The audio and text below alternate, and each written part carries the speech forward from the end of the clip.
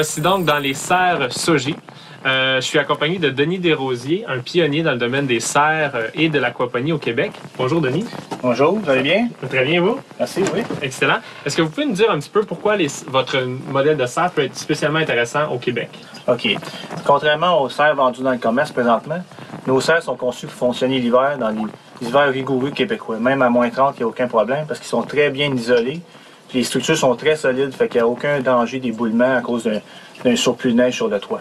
Et là, une fois qu'on a une serre qui est plus adaptée pour le climat québécois, il y a différents systèmes qu'on peut avoir à l'intérieur, un système plus traditionnel ou juste en pot, des choses comme ça. Mais vous offrez aussi un système d'aquaponie. Oui, un système d'aquaponie, la grosse différence, c'est qu'au lieu de cultiver dans la terre, on cultive dans un média qui est inerte. Ça peut être du gravier ou d'autres éléments semblables. Okay. Et on a des poissons dans un gros bac d'eau.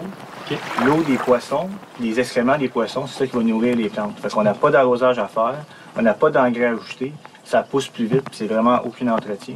Puis en bonus, si on met des poissons comestibles, on peut manger les poissons quand ils sont gros. OK, fait qu'on a vraiment les avantages des deux côtés. Oui, c'est ça. Puis là, si on connaît rien à l'aquaponie présentement, est-ce que c'est quand même accessible? Est-ce que c'est accessible à la plus grande partie de la population ou c'est trop compliqué pour vraiment pouvoir l'utiliser? Non, c'est très accessible. C'est sûr que la théorie est très complexe, mais en pratique, la nature va se charger de tout. Alors, et juste au début, le temps que le système mature, il y a 6 mois environ, où ce qui est vraiment, le client a besoin d'un suivi. Là.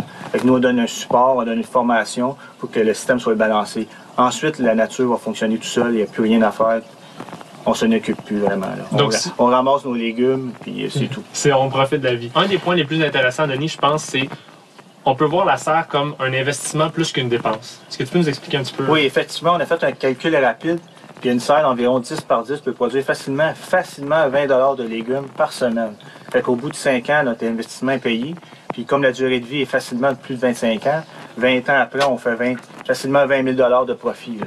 Donc non seulement on améliore notre santé en mangeant une meilleure qualité de nourriture, on réduit notre impact sur l'environnement radicalement, mais en plus, au niveau monétaire, on rentre dans notre argent et plus. Et plus parce qu'on utilise aussi moins d'essence pour aller au supermarché, puisque tout est à 2 pas de la maison. Oui, on peut juste marcher pour aller faire son épicerie derrière. C'est ça.